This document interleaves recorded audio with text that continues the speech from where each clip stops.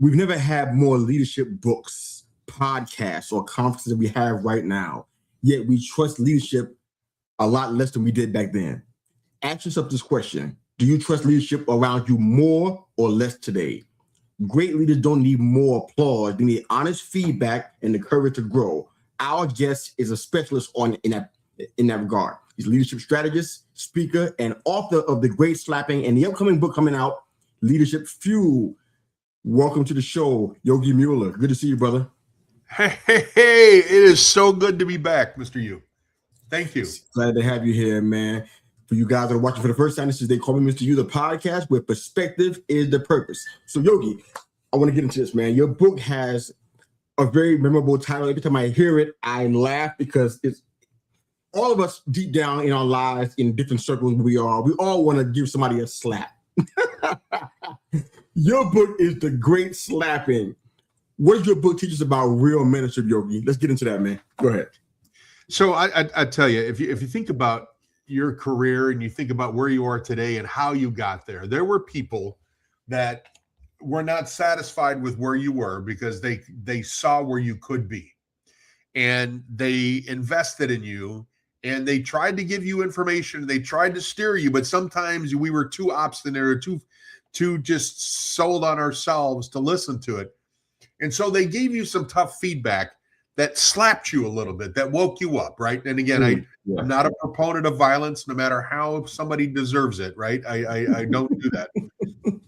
But, when somebody gives you that feedback from somebody that you trust, that genuinely believes in you, it hurts. It stings like a slap to the face. And then there's this moment of clarity afterwards where the clouds lift and you start seeing things in a different light. That's the great slapping, because I know you've had those moments. I've had those moments. I wrote about them where somebody just grabs you on the shoulder. What are you doing? Don't be an idiot. And that wakes you up. And so that's my great slapping. That's why I wanted to call that, because I think we've all had it. We all have a frame of reference to something along those lines. And it's funny. People resonate. That title resonates with people. Oh, absolutely. I'm not against leadership communities and things like that, as generally speaking, of course, but we are in a lot of those places, or we have been at least. I scaled back a lot of my activity there because honestly, it just feels like people are talking more than they are listening. And it's really hard for me as somebody who considers himself a developing leader. Why do you think so many accomplished leaders are the least coachable in the room? A couple of reasons. I think, and you kind of hinted at it too, there's a lot of resources out there, but why don't we trust leadership anymore? Or why are we struggling with that? And I think a lot of us are doing more with less resources, right? Okay. We've almost circled the wagons a little bit in terms of self-preservation, in terms of us being leaders. Because it's not so much growing the people around you and being a great leader. It's producing, constantly hitting the grindstone and working 60 hours a week. And that, when you set those priorities, not only is you as a leader, but your organization, the culture in your organization, kind of setting those demands, what that does is it squeezes all the positive things that can come from a leader. And all you're doing is just focusing on that delivery, right? And I think that literally shrinks the power of great leadership, and it turns us into just machines. And when you turn into a machine, the people you lead turn into machines as well. And it's just this just propagating thing that goes on. And it's not a good direction that we're heading on that.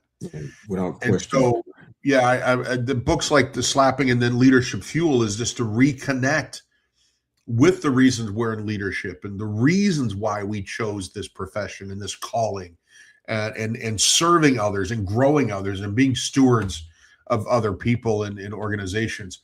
I want to bring us back to that because we get lost in this just rat race and moving forward at 1,000 miles an hour. Without question. If you can, on this next question, take us into the mind of Yogi a little bit. Now, because we know each other, I might already know your answer already. I want to hear from you on this because, and I'm sure I asked this in the past on previous shows that we've been on together. Somebody who has the kind of experience and the background that you have and the desire to put this stuff out, you know that there's a sea. I even mentioned it in the intro. There's a sea of leadership books out here, man. I mean, it's abundant. Even with the podcast work, there's so many things I hear that speak to leadership. Why did you feel like, one, you had to put this out, and two, to even continue to follow up the Great Slapping with Leadership Fuel? Why do you feel like you had to do this, even though you know this is going to potentially be in a sea of so many other leadership materials? Why did you decide to do this, and what keeps you relevant for you in your life?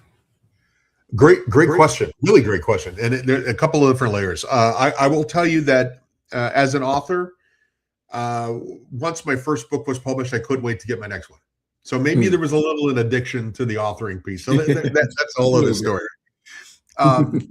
You know, I didn't intend to write this book. This book only took me 9 months to write. And it's because somebody texted me and they said, hey, do you know of a book where like I have to go talk to my team about something and I don't know where to start? I have no frame of reference. I have no inspiration to go talk to my team about change management or decision making or trust or something like that. And I said, that's a great idea. Can I steal it? He says, I'm giving it to you. And so that one spark of inspiration led me to the desire to spark leaders' passion and to reconnect with that. Because sometimes, as we talked about, our flame goes out, right? And when our flame goes out, we can't ignite anybody else. So we have to tend to our own fire first before we tend to everybody else's. So Leadership Fuel is made up of sparks. And these are quotes. These are inspirational phrases and proverbs from famous people to original quotes to people in books and movies. And I get everything from Yoda to Elmo to Gandalf to, President Obama, right? I've got everybody in there. Because sometimes a quote cuts through the fog and inspires you and it sticks with you and it fires you back up. It reconnects with you why you are in this business. And so these sparks, either you can use them yourself to reconnect your fire, or you can use them as a leader in your team with discussion questions and application and spark that fire in somebody else. So the whole book was literally based on somebody's one sentence that they sent me in a text. And so that one sentence could spark an incredible amount of just innovation and creativity and inspiration on a lot of people just with that one sentence. I hear the term leadership burnout pretty often. I even hear it in ministry circles, entrepreneurship circles, even in the podcast realm. I hear it so much. In your personal opinion, Yogi, do you believe it's possible? Do you think burnout is a real thing when somebody's 100%. Doing it for the right reason? I'm prefacing that last part. That's really important. I know overall, everybody believes that burnout is real, but when you're doing something for the right reason and you're doing it with the right approach, is burnout a real thing for those people? It is, and you mentioned ministry, and I what I do is I bring examples out, right? And so, for example, if you as a minister, if you're in the ministry, are working with a married couple that's having challenges, one of the first things that you do is you reconnect them to why they got together in the first place. Because the demands, the bills, the finances, the communication, the kids, the challenges, that all plays into it, and it just pushes out those core reasons why you got together in the first place, why you fell in love with this other person. And sometimes it just requires you to reconnect with that passion to realize, oh my God, I've been living in this fog. I'm not seeing what I used to see because I've been wearing colored glasses of frustration in life and challenges and all this other stuff, right? And this is what happens with leadership too. We get into leadership because we believe. We believe in people. We believe in the power that we have to change lives as leaders. And we're all going in with this huge fire. And sometimes what happens is when we get to the point where life just pounds on us and the demands of the job and the frustration of the job, we forget that. And that's when the fire starts going out. So all you have to do, if your campfire is going out, you don't just stare at it. You add kindling to it. You tend to it. You reconnect it with the fuel to help it burn brightly. And that's what we need. Burnout is real because we allow it to happen involuntarily because, we need to pay the bills. We need to do this. So we're like powering forward, right? But what happens is when you lose that passion, you lose your power. You lose that warmth. You lose that fire. And on the cover of my book, here's a sample of it. It's the one. That's awesome, man. Yeah. If your fire is not lit, you can't light everybody else. And so sometimes in order to do that, you have to make sure that your fire is burning bright so you can share that flame with somebody else. Definitely, man. I love that. Love the book too. Nice cover. Thank you. One of the things that I hear a lot from friends, associates, peers, etc., is the cry for real mentorship. One of the things that makes me nervous about being considered, not to be fair, I've probably walked in that role for almost 3 decades now. So I don't want to be too hypocritical about what I'm getting ready to say. But, excuse me, I don't like the way it looks these days. And a lot of people are crying out, people who I know who are probably listening to this show or probably going to watch it on the replay, about what real mentorship looks like. How should a leader recognize, or how would you suggest a leader recognize whether they're receiving real mentorship or just surrounding themselves with people who agree with them? Yes, men, if you will. I think there's 2 main ingredients required in a true mentoring relationship. One is trust. That is the foundation. Because if you are surely looking for mentorship, you have a yearning for a mentor, but you go in and you distrust everything somebody says, or you push back, or I saw you throw the thing up there for the grit index, right? It's like if you are not open to feedback because you don't trust the information that somebody's given you and you're immediately going to push back, okay, well, then it's not going to work. You have to trust the other person to give you feedback that is going to slap you, that's going to sting, but you know that it comes from a good spot. If you can't get past that, then you are not going to be a good mentee. One of the things I talk about in the Great Slapping is how not just to be a good mentor, but to how to be a good mentee and what is required for you to be open. The second thing is it needs to be voluntary. Somebody can't tell you to be a mentor and somebody can't tell you to be a mentee.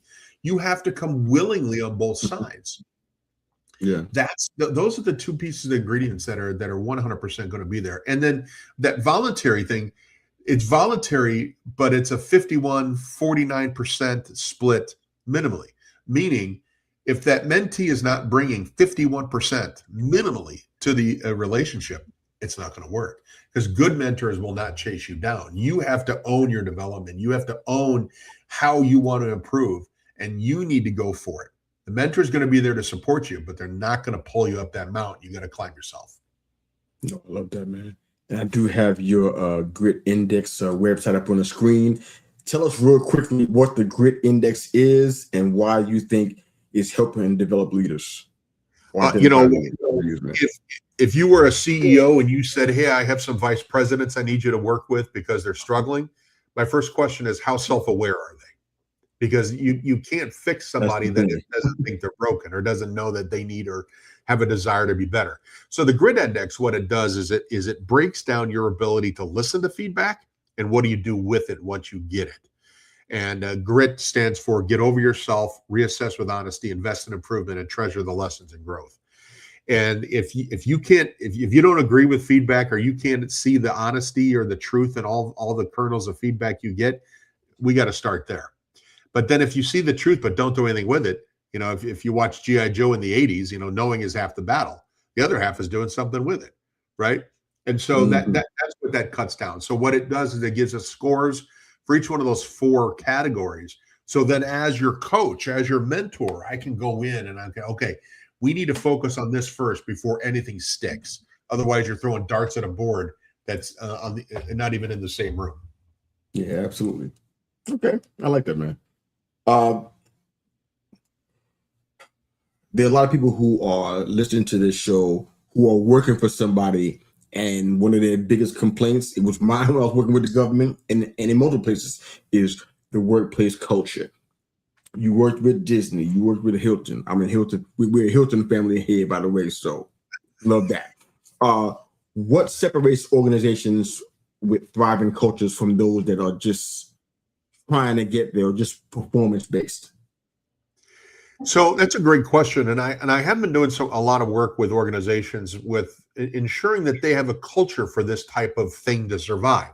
You can build a program, but if it's not supported culturally in the organization, it's going to fall apart.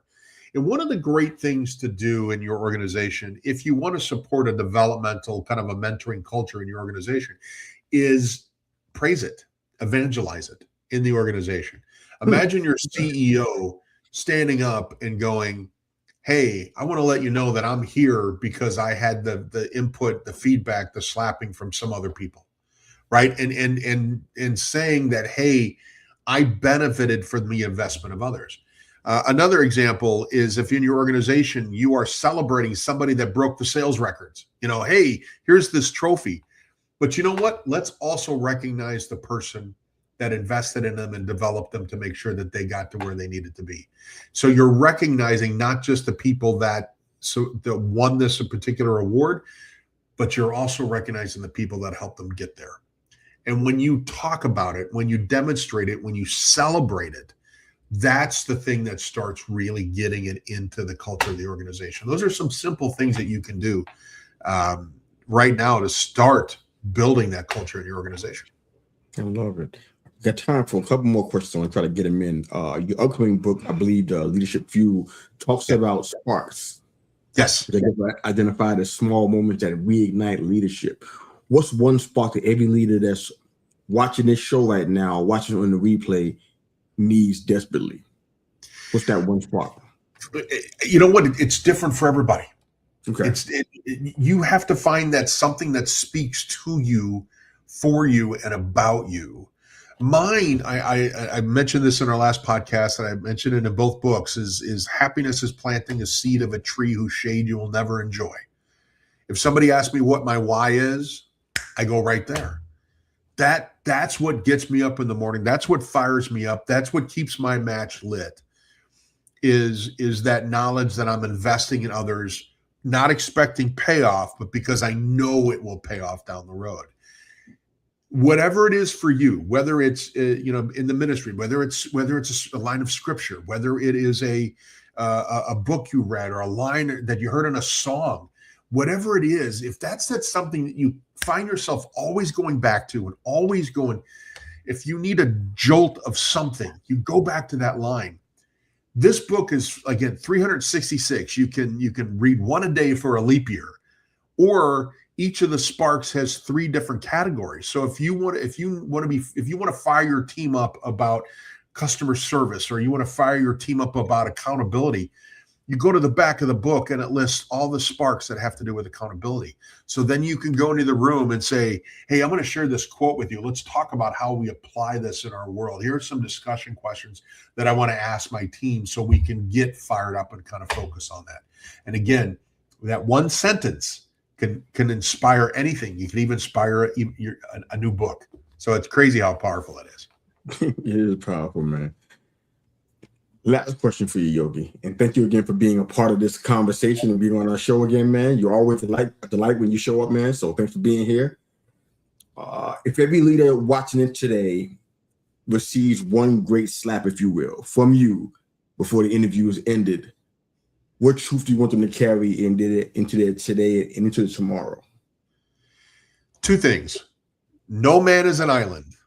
And that's a famous quote, that whether you realize it or not, you are here because of the investment of others.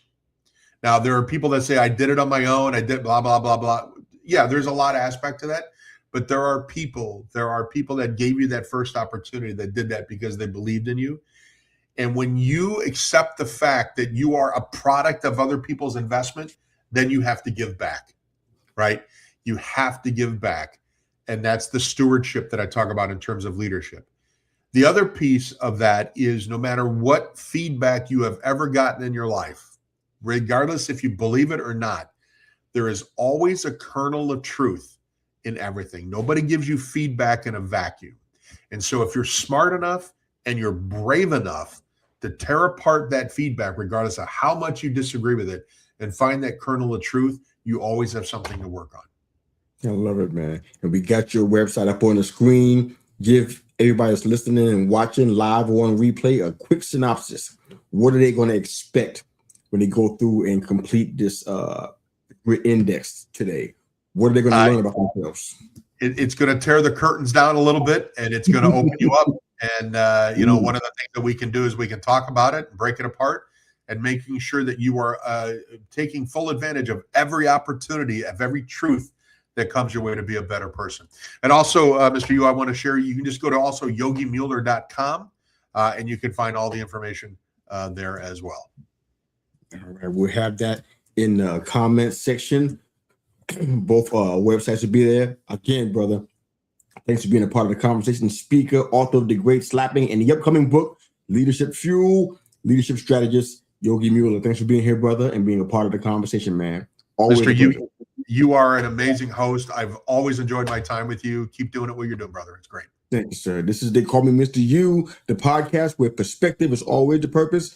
That's Yogi Mueller. I'm Mr. Yu. Have a great day. Thanks for watching and listening.